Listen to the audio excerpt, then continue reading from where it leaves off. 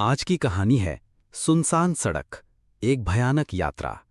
नमस्कार, स्वागत है आपका हमारे चैनल द रियल हॉरर में। रात के करीब 11 बज चुके थे। नासिक से शिरडी की ओर जाने वाला एक छोटा रास्ता, जो दिन में तो शांत रहता था, लेकिन रात के समय वो रास्ता एक अलग ही रूप ले लेता था। स्थानीय लोग उसे वीरान मार्ग कहते थे, क्योंकि वहां अक्सर कोई ना कोई गायब हो जाता था या फिर कुछ ऐसा देखता था जिसे वह शब्दों में बयान नहीं कर सकता। विक्रम, एक 35 वर्षीय ट्रक ड्राइवर, अपने जीवन में बहुत कुछ देख चुका था। बारिश में लैंडस्लाइड, रात में जंगलों से निकले जानवर और नक्सल क्षेत्रों के डरावने रास्ते। लेकिन आज की रात कुछ अलग थी। वो अपने ट्रक में बैठा था। ट्रक खाली था और उसे शिरडी से एक लोड उठाकर पुणे जाना था। समय की पाबंदी थी, इसलिए उसने नासिक के एक ढाबे पर चाय पी और तय किया कि आज रात ही सफर पूरा करेगा। ढाबे के मालिक ने कहा, भाई साहब, उस रास्ते पर मत जाइए। कल ही एक बाइक सवार लड़का गायब हो गया, पुलिस भी नहीं खोज पाई। विक्रम हंस पड़ा। भाई, मैं 12 साल से ये रास्ते चला रहा हूं।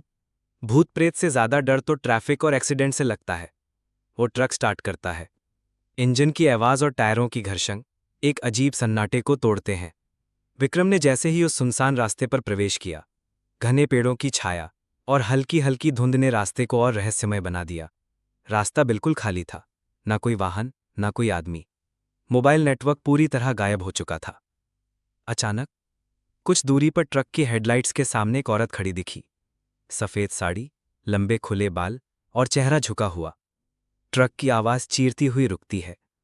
विक्रम ट्रक से उतरकर देखता है, कोई नहीं। वो बड़बड़ाता है, शायद कोई पेड़ की छाया रही होगी। वो ट्रक में चढ़ता है और चल पड़ता है। 10 मिनट बाद वही औरत फिर दिखती है। अब की बार वो ट्रक के बिल्कुल सामने है, लेकिन जैसे ही विक्रम रुकता है, वो गायब हो जाती है। अब उसका दिल थोड़ी तेजी से धड़कने लगता है। विक्रम का फोन अचानक रिंग करता है। स्क्रीन पर कोई नंबर नहीं, बस लिखा है अननोन। वो डरते हुए फोन उठाता है। तू क्यों आया है इस रास्ते पर? तुझे मना किया था। आवाज भारी और गूंजती हुई थी, जैसे किसी गुफा से आ रही हो। विक्रम गुस्से में फोन बंद कर देता है। शायद कोई मजाक कर रहा है, लेकिन अब उसकी सांसें तेज हो चुकी थीं। वो शीशे से बार बार पीछे देखने लगा। करीब 15 किलोमीटर और चलने के बाद उसे एहसास होता है कि ट्रक के केबिन में कुछ हलचल है। वो शीशे में देखता है, पीछे कोई बैठा है। उसे कुछ समझ नहीं आता। वो अचानक ब्रेक लगाता है और मुड़कर देखता है, कोई नहीं। पर सीट गीली हो चुकी है, जैसे कोई बहुत देर से वहां बैठा हो। विक्रम का ट्रक फिर चल पड़ा था, लेकिन अब वो पूरी तरह से सतर्क था। वो हर मोड़ पर ध्यान दे रहा था। हर पेड़ की छाया उसे किसी जीवित आत्मा की तरह लग रही थी। घड़ी रात के 12 बजकर 20 मिनट दिखा रही थी। जैसे जैसे समय आगे बढ़ रहा था, रास्ता और ज्यादा घना और डरावना होता जा रहा था। अब सड़क के किनारे पुराने टूटे फूटे मकान भी दिखने लगे थे, जिनमें से कई के दरवाजे हिलते हुए आवाज कर रहे थे। अचानक एक जोरदार धमाके से ट्रक झटका खाता है। ऐसा लगा जैसे किसी चीज से टकराया हो, लेकिन ट्रक तो खाली सड़क पर था। विक्रम ट्रक से उतरता है। कुछ भी नहीं। कोई पत्थर, जानवर, इंसान, कुछ नहीं। लेकिन तभी उसकी नजर ट्रक के बोनट पर जाती है। वहां खून के छींटे थे। क्या किसी जानवर से टकरा गया? वो जल्दी जल्दी बोनट को रगड़कर साफ करता है और वापस ट्रक में बैठ जाता है। कुछ दूर आगे एक छोटा सा टूटा फूटा मंदिर नजर आता है। मंदिर के पीछे एक पुराना कुआं है और उसके पास एक अधजली लाल चुनरी उड़ रही है। ट्रक की हेडलाइट जैसे ही कुएं पर पड़ती है, वो लाल चुनरी हवा में उड़ती है और विक्रम के ट्रक के सामने आ गिरती है। वो झुककर उसे उठाता है। चुनरी से किसी स्त्री की सिसकियां आने लगती हैं। मुझे छोड़ दो, मैं नहीं मरना चाहती थी। विक्रम तुरंत वो चुनरी फेंक देता है और तेजी से ट्रक में बैठकर निकल जाता है। उसकी सांसें अब बेकाबू हो चुकी हैं। रास्ता अब और सुनसान हो चुका है। आसपास कोई आवाज नहीं, ना हवा की, ना किसी जानवर की। मगर तभी ट्रक के ऊपर कुछ भारी गिरता है। छत से आवाज आई थी, जैसे कोई कूद पड़ा हो। विक्रम डरते हुए ब्रेक लगाता है और शीशे से ऊपर देखने की कोशिश करता है। कुछ नहीं दिखता। वो नीचे उतरता है ऊपर चढ़कर देखने की हिम्मत करता है। ट्रक की छत पर चढ़ता है। वहां सिर्फ गीले पैरों के छोटे छोटे निशान हैं, जैसे कोई बच्चा वहां नंगे पैर चला हो। पर कोई नहीं था। विक्रम वापस केबिन में बैठता है और सामने सीट पर एक पुराना सिक्का रखा होता है, ऐसा सिक्का जो ब्रिटिश राज में चलता था। वो चौंक कर पूछता है, ये कहां से आया? तभी फिर से वही अनजानी कॉल आती है। सौदा कर ले विक्रम, तू बच सकता है। तेरी आत्मा अगर तू खुद दे दे तो तुझे छोड़ देंगे। अब उसके कानों से खून निकलने लगता है। वो फोन को बाहर फेंकता है और ट्रक को पूरी रफ्तार से आगे बढ़ाता है। सड़क के आखिरी मोड़ पर एक बच्चा खड़ा होता है, 10-11 साल का, गंदे कपड़े, पीली आंखें और मुस्कुराता हुआ। विक्रम डर के मारे ब्रेक नहीं लगाता और आगे बढ़ता है, लेकिन जैसे ही वो बच्चे को पार करता है, ट्रक खुद रुक जाता है। इंजन बंद। वो गियर बदलता है, स्टार्ट करता है, ट्रक नहीं चल रहा। तभी वो बच्चा उसके पास आकर कहता है, तुमने हमारी जमीन पर ट्रक क्यों चलाया? अब तुम यहीं रहोगे, हमारे साथ, हमेशा के लिए। ट्रक बंद हो चुका था, इंजन बिल्कुल शांत। चारों ओर घना अंधेरा और रहस्यमय सन्नाटा फैल चुका था। सिर्फ हेडलाइट की मध्यम रोशनी सड़क के किनारे पड़े सूखे पत्तों को उजागर कर रही थी। बच्चा अब खिड़की के पास खड़ा था। उसकी आंखें पीली, ठंडी और भावहीन थी। वो ट्रक की खिड़की पर उंगलियों से धीरे धीरे दस्तक देता है। विक्रम चुपचाप बैठा है। वो हिल भी नहीं रहा। सांसों की आवाज भी उसे भारी लग रही थी।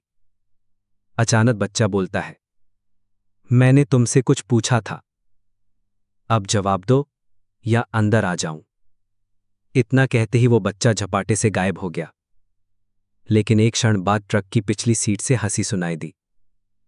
विक्रम ने शीशे में देखा, पीछे वही बच्चा बैठा है, पर इस बार उसके साथ 2 लोग और हैं, एक औरत और एक बूढ़ा आदमी। तीनों की आंखें विक्रम को घूर रही हैं। औरत धीरे धीरे बोलती है, हमारा अपमान हुआ है। तुमने उस कुएं की तरफ देखा, उस मंदिर को देखा, अब लौटना नहीं होगा। बूढ़ा आदमी कहता है, तुमने हमारा सौदा ठुकरा दिया, अब हम तुम्हारी आत्मा अपने साथ ले जाएंगे। विक्रम चीख कर दरवाजा खोलता है और बाहर कूद जाता है। उसके पैर फिसलते हैं और वो सड़क के किनारे की ढलान से लुढ़कता हुआ एक पुराने मकान के सामने पहुंच जाता है। वो मकान जिसे विक्रम ने पहले ट्रक से देखा था, अब उसके सामने है। दरवाजा खुला हुआ और अंदर से लाल रोशनी झांक रही थी। जैसे ही वो अंदर जाता है, दरवाजा अपने आप बंद हो जाता है। अंदर एक लंबा हॉल है, जिसमें दीवारों पर खून के हाथों की छाप, फटे हुए फोटो फ्रेम्स और जले हुए दियों की राख थी। फर्श पर अचानक से एक चेहरा उभरता है, विक्रम का अपना चेहरा। उसकी आंखें उसे घूर रही थीं और बस एक शब्द निकल रहा था, भाग। हवेली के कमरे में एक पुरानी डायरी मिलती है। विक्रम जैसे ही पढ़ता है, उसके रोंगटे खड़े हो जाते हैं। डायरी में लिखा था, सन 1947 में इस जगह पर एक परिवार की बलि दी गई थी। गांव वालों ने उन्हें डायन और तंत्रक कहकर जला दिया, मगर वो मरते समय बोले, हम इस रास्ते को श्राप देते हैं, जो भी इस मार्ग से गुजरेगा वो हमें देखे बिना नहीं बचेगा। डायरी के पन्ने जैसे जैसे पलटते हैं, उसमें उसके ट्रक की फोटो, उसकी तारीख, उसकी कंपनी और यहां तक कि उसका चेहरा तक बना हुआ मिलता है। विक्रम बाहर भागता है। हवेली का दरवाजा खुलता है, लेकिन बाहर अब वही सड़क नहीं है। बाहर सिर्फ अंधेरा और धुंध है। अचानक जमीन कांपने लगती है। एक जोरदार गर्जना होती है। वो सड़क धीरे धीरे लाल रंग में बदलने लगती है, जैसे खून बह रहा हो। विक्रम अब सारी ताकत से दौड़ने लगता है। वो इस दिशा में भाग रहा है जहां से वो आया था, लेकिन वो सड़क अब घूमकर उसी हवेली की तरफ वापस जाती है। ट्रक दूर खड़ा है और उसकी खिड़की से रेडियो अपने आप बजने लगता है। म्यूजिक। यहां सुनसान सड़क पर स्वागत है। यहां कोई नहीं बचता। अगर आप ये सुन पा रहे हैं तो आप अगला शिकार हो सकते हैं। नाइट। रात अब गहरी होती जा रही थी। घड़ी 2:40 दिखा रही थी। विक्रम अब दौड़ते दौड़ते थक चुका था। वह बार बार एक ही जगह पहुंच रहा था, वही टूटी हवेली, वही कुआं और वही पुराना ट्रक। उसे समझ में आने लगा कि सड़क अब जिंदा हो चुकी है। ये कोई आम रास्ता नहीं था, ये एक फंसाने वाला मार्ग था, जिसमें एक बार घुसने के बाद कोई वापसी नहीं। तभी धुंध के बीच से एक बूढ़ा साधु प्रकट होता है। गेरुआ वस्त्र, सफेद दाढ़ी और आंखों में कोई डर नहीं। साधु ने कहा, बेटा, आत्माओं से लड़ नहीं सकते, समझ से काम लेना होगा। विक्रम हाफते हुए पूछता है, क्या मैं कभी वापस जा पाऊंगा? साधु ने धीरे से कहा, हाँ, लेकिन रास्ता तुम्हें अपनी कहानी सुनवाना चाहता है। ये आत्माएं तुम्हारे जैसे जीवित इंसानों से अपनी मौत का इंसाफ चाहती हैं। तुम सुनोगे तो बचोगे, भागे तो हमेशा के लिए यहीं रह जाओगे। साधु ने एक मंत्र पढ़ा और विक्रम बेहोश हो गया। अगली बार जब वो जागा वो एक पुराने सभा कक्ष में था, जैसे किसी अदालत की तरह, लेकिन जज, वकील और गवाह सब आत्माएं थी। एक बूढ़ा आत्मा जज की तरह बोला, विक्रम, तुझे यहां इसलिए लाया गया क्योंकि तू वही इंसान है जिसकी आत्मा हमसे जुड़ी है। तेरे दादा उस समय सरकारी अफसर थे जिन्होंने हमें नक्सली बताकर जलवाया था। आज तुझे हमारे लिए न्याय करना है। विक्रम चौंक गया। उसके दादाजी सच में आजादी के समय पुलिस अधिकारी थे। एक और आत्मा उठती है, वही औरत जो ट्रक के सामने आई थी। उसने कहा, हम निर्दोष थे, लेकिन हमें जलाया गया, मार दिया गया, हमारे बच्चों को कुएं में फेंका गया। अब अगर तू हमारे पक्ष में सच्चाई बोलेगा तो तेरी आत्मा आजाद होगी, वरना तुम सुनोगे तो बचोगे, भागे तो हमेशा के लिए यहीं रह जाओगे। वो एक मंत्र पढ़ता है और विक्रम बेहोश हो जाता है। अगली बार जब वो जागा वो एक पुराने सभा कक्ष में था, जैसे किसी अदालत की तरह, लेकिन जज, वकील और गवाह सब आत्माएं थीं। एक बूढ़ा आत्मा जज की तरह बोला, विक्रम, तुझे यहां इसलिए लाया गया क्योंकि तू वही इंसान है जिसकी आत्मा हमसे जुड़ी है। तेरे दादा उस समय सरकारी अफसर थे जिन्होंने हमें नक्सली बताकर जलवाया था। आज तुझे हमारे लिए न्याय करना है। विक्रम चौंक गया। उसके दादाजी सच में आजादी के समय पुलिस अधिकारी थे। एक और आत्मा उठती है, वही औरत जो ट्रक के सामने आई थी। उसने कहा, हम निर्दोष थे, लेकिन हमें जलाया गया, मार डाला गया, हमारे बच्चों को कुएं में फेंका गया। अब अगर तू हमारे पक्ष में सच्चाई बोलेगा तो तेरी आत्मा आजाद होगी, वरना। बच्चा हंसता है, तेरा शरीर तो बचेगा, लेकिन आत्मा नहीं।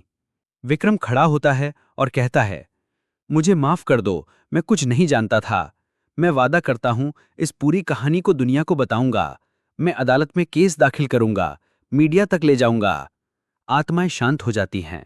जज आत्मा कहता है, तेरा वादा सुन लिया गया है, अब तुझे अंतिम परीक्षा देनी होगी।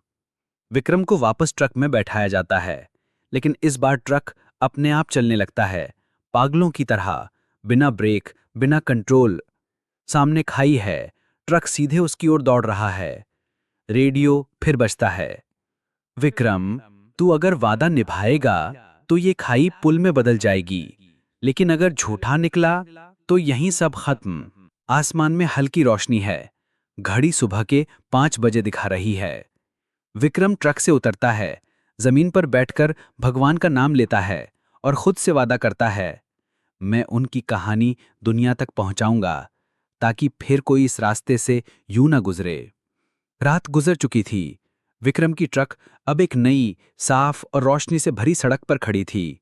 सूरज की हल्की किरणें आसमान को छू रही थीं, लेकिन विक्रम के भीतर का अंधेरा अभी भी बाकी था। वो अब सुरक्षित था, शरीर से, लेकिन मन में एक वादा था और साथ में एक डर। क्या आत्माएं वाकई चली गई हैं? विक्रम नासिक लौट रहा था।